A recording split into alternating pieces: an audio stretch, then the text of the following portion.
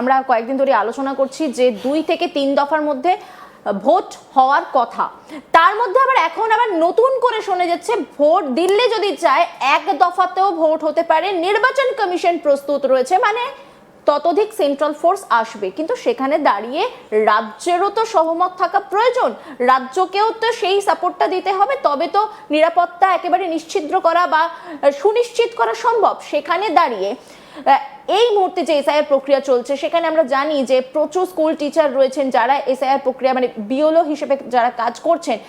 সেখানে দাঁড়িয়ে presiding officer তাদেরও তো প্রয়োজন, তাদের ছাড়া তো ভোট হওয়া সম্ভব নয়। তার মধ্যে আবার প্রশাসনিক স্তরে এতটা একটা রদবদল, সত্যিই কি 1 দফায় সম্ভব ভোট করা? একেবারে দেখো, এই রাজ্যে যদি সত্যি 1 দফায় ভোট হয় তাহলেও এটাও কিন্তু পশ্চিমবঙ্গের ইতিহাসে নজির। কারণ এর আগে 2021-এ প্রায় 8 দফায় 7 দফায় নির্বাচন, এবং অশান্তি এড়ানো যায়নি। এবং আমরা দেখেছি যে অন্যান্য রাজ্যের সঙ্গে আমাদের পশ্চিমবঙ্গে যেটা বেসিক ভৌগোলিক ডিফারেন্স আছে, সেখানে দেখেছি যে অন্তত কিছু মানুষের মানে একটা গন্ডগোল, অশান্তি, মৃত্যুর এর ধরনের একটা ঘটনা লেগেই থাকে। কিন্তু অন্য রাজ্যে, আমরা যে বিহারে যে নির্বাচন হলো, সেখানে কিন্তু এই ধরনের অশান্তির কিন্তু ছবি সামনে আসেনি। বিহার কেন, তুমি যদি বাংলার বাইরে যে কোনো রাজ্যে দেখো, সেখানে এত অশান্তির ছবি দেখা যায় না। তাই সেখানে 1 দফায় ভোট করাটা অনেকটা সহজ, যেখানে পশ্চিমবঙ্গ কিন্তু অনেকটা চ্যালেঞ্জিং। একেবারে তাই। যদি এ রাজ্যে 1 দফায় নির্বাচন, যেটা সিও মনোজ আগরওয়াল যেটা বলছে, যে সত্যি যদি 1 দফায় নির্বাচন তারা করতে চায়, সেক্ষেত্রে সেটা নির্বাচন কমিশনের কাছে শুধু চ্যালেঞ্জ নয়, এ রাজ্যের আইন শৃঙ্খলা যে তদারকি যে করবে যারা, তাদের কাছেও একটা বড় চ্যালেঞ্জ। অবশ্যই সিও মনোজ আগরওয়ালের কাছে চ্যালেঞ্জ, কারণ এ রাজ্যের 1 দফায় নির্বাচন করতে হলে 294টা বিধানসভা কেন্দ্রের মধ্যে সুচেতা ইতিমধ্যেই কমিশনের তরফ থেকে অতি উত্তেজনা প্রবণ যে বিধানসভা কেন্দ্রগুলো, তার একটা স্পর্শকাতর যে বিধানসভা কেন্দ্র, তার তালিকাও কিন্তু তৈরি হয়ে গেছে। সেক্ষেত্রে এত পরিমাণ সেন্ট্রাল ফোর্স, সেটা দিল্লি কি সত্যি দিতে পারবে? বা রাজ্যের এই মুহূর্তে যে যারা পুলিশ আছে, আমরা জানি যে যখন ইতিমধ্যেই নির্বাচন যখন ঘোষণা হয়ে যাবে, তখন এ রাজ্যের আইন শৃঙ্খলা পুরোপুরি বলা যেতে পারে নির্বাচন কমিশনের হাতে চলে যাবে। সেক্ষেত্রে কেন্দ্রীয় নির্বাচন কমিশন তারা কিন্তু একটা বেশ বড় ধরনের অদল বদল করবে, এবং তারপর তাদের কাছেও তো একটা বড় চ্যালেঞ্জ। এবং এত পরিমাণ সেন্ট্রাল ফোর্স তারা কি সত্যি দিল্লি দিতে পারবে?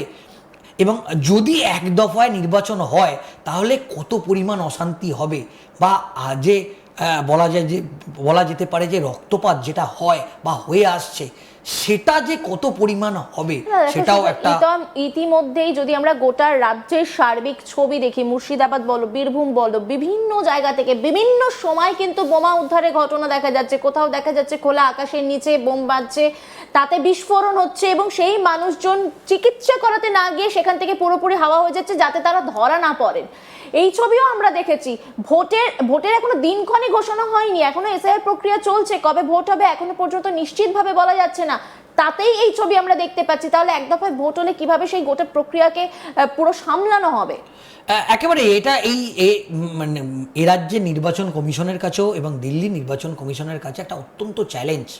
দেখো, পলিটিক্যালি কি তাহলে তৃণমূল কংগ্রেস কি এটাতে সম্মতি দেবে? দেখো, একটা কথা মানতেই হবে, যদি 1 দফায় নির্বাচন হয় বা যদি বেশি দফায় নির্বাচন হয়, আমরা 2021-এর বিধানসভা নির্বাচনে এই যে 7 দফায় 8 দফায় নির্বাচন, এতে কিন্তু বিজেপির পলিটিক্যালি লস হয়েছে, তৃণমূল কংগ্রেসকে গেইন হয়েছে। যেহেতু তাদের বুথ লেভেলের সংগঠন অত্যন্ত শক্তিশালী, যখন দফাওয়ারি যখন নির্বাচন হচ্ছে, তখন তাদের যে তৃণমূল কংগ্রেসের যে কর্মীদের আছে, তারা অন্যান্য জায়গা থেকে, যখন একটা জায়গায় নির্বাচন শেষ হয়ে যাচ্ছে, সেখানকার যারা তৃণমূল কংগ্রেসের কর্মী আছে, তারা অন্য জায়গায় যখন নির্বাচন হচ্ছে তখন তারা শিফট করিয়ে দিচ্ছে। সেক্ষেত্রে বিজেপির বিশ্লেষকরা বলছেন যে যখন একটা জায়গায় বুথ হয়ে যাচ্ছে, সেখানে ভোটের ফলাফল একটা আন্দাজ করা হচ্ছে, এবং তারপরে পরবর্তী যেদিনে ভোট রয়েছে তার মাঝখানে বেশ কিছু অশান্তির ছবি দেখা যাচ্ছে। আবার সেইখান থেকে তারা শিক্ষা নিয়ে পরবর্তী যে ভোটার কেন্দ্রগুলো রয়েছে সেখানে তারা কাজে লাগাচ্ছে। তার ফলে নাকি অশান্তি বাড়ছে, সত্যিই কি তাই? দেখো, বিভিন্ন ধরনের, তুমি যেটা বলছো একেবারে তাই, বিভিন্ন সার্ভে করা হয় এবং এইটা একটা প্রোটোকল মেনে দিল্লিতে কিন্তু একটা রিপোর্ট পাঠানো হয়।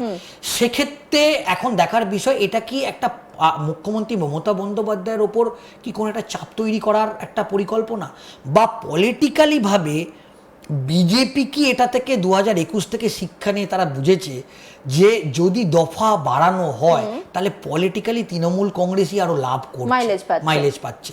সেক্ষেত্রে তারা যেহেতু কেন্দ্রীয় নির্বাচন কমিশন বা দিল্লিতে তারা কেন্দ্রীয় স্বরাষ্ট্রমন্ত্রী অমিত শাহের কাছে গিয়ে তাহলে আবেদন করেছেন যে এ রাজ্যের 1 দফায় বা 2 দফায় নির্বাচন করলে পলিটিক্যালি তারা সুবিধা পেতে পারে। কতটা মাইলেজ পাচ্ছে বা কিভাবে তারা মাইলেজ পাচ্ছে? বিজেপি কেন পিছিয়ে যাচ্ছে সেই জায়গায়? দেখো, একটা কথা বলতেই হবে, যেহেতু দফাওয়ারি যখন ভোটগুলো হচ্ছে তখন যেহেতু তাদের তৃণমূল কংগ্রেসের যে কর্মী সমর্থক, যেহেতু বুথ লেভেলের মাইক্রো লেভেলের ম্যানেজমেন্ট তাদের অত্যন্ত শক্তিশালী, যখন এক জায়গায় নির্বাচন শেষ হয়ে যাচ্ছে তাদের কর্মীদের অন্য জায়গায় শিফট করিয়ে দিচ্ছে। এবং এবং যেটা দেখা যাচ্ছে যে বিজেপির যেহেতু কর্মী সমর্থক বা বুথ স্তরে সেরকম সক্রিয় কর্মী নেই, সেহেতু অনেক জায়গায় দেখা যাচ্ছে তাদেরকে যেখানে ভোট শেষ হয়ে যাচ্ছে সেই কর্মীরা অন্য বিধানসভা কেন্দ্রে যেখানে ভোট হবে তাদেরকে একটা ভয় দেখাচ্ছে বা বিভিন্ন ধরনের একটা পলিটিক্যালি প্রচারে তারা নামছে, সেটা বিজেপি করতে পারছে না। এবং আমরা যেটা দেখলাম যে কেন্দ্রীয় স্বরাষ্ট্রমন্ত্রী যখন এ রাজ্যে এলেন এবং শুভেন্দু অধিকারী, সুকান্ত মজুমদার যখন তাদের সঙ্গে মিটিং করলেন, শ্রমিক ভট্টাচার্য বৈঠক করলেন, তারপরেই আমরা যেটা দেখেছি শুভেন্দু অধিকারীও কিন্তু বারবার প্রকাশ্যে বলেছে যে 2 দফায় নির্বাচন করতে। এবং তৃণমূল কংগ্রেস যেটা অভিযোগ করে আসছে যে বিজেপির কথায় নির্বাচন কমিশন উঠছে বসছে, সেটাও তো একটা তৃণমূল কংগ্রেস ইঙ্গিত করছে। এবং এই যেটা শুভেন্দু অধিকারী যেটা মুখ দিয়ে যেটা বেরোচ্ছে যে 2 দফায় নির্বাচন বা 1 দফায় নির্বাচন, সেটাই আবার সিও মনোজ আগরওয়াল সেই কথাটাই বলতে দেখা যাচ্ছে যে এ রাজ্যে যা সিচুয়েশন আছে বা যে পরিস্থিতি আছে এ রাজ্যে 1 দফায় নির্বাচন করতে। দেখো, পলিটিক্যালি 2026-এর বিধানসভা নির্বাচনের আগে বিজেপি তারা কোনো রকম কোনো ক্ষেত্রেই রিস্ক নিতে চাইছে না। তারা সমস্ত দিকগুলো দেখছে এবং এটা দেখা যাচ্ছে যে সম্প্রতিকালের যে নির্বাচনগুলো হয়েছে সেই নির্বাচনগুলো শিক্ষা নিয়ে পরবর্তী নির্বাচন বা 26-এর নির্বাচনে তারা কিন্তু এই 6 দফায় বা 7 দফায় নির্বাচন তারা চাইছে না, নিজেরাও চাইছে না।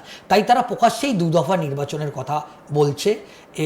এবং আমরা যেটা জানতে পারছি, স্বরাষ্ট্রমন্ত্রী অমিত শাহ তিনি যে রাজ্যে এসেছিলেন, যে তাদের যে গোপন বৈঠক হয়েছিল তাদেরকে শুভেন্দু অধিকারী, শ্রমিক ভট্টাচার্যদের একেবারে স্পষ্ট বার্তা দিয়ে দিয়েছিলেন, আপনারা প্রস্তুত হন, 2 দফায় নির্বাচনের জন্য প্রস্তুত হন।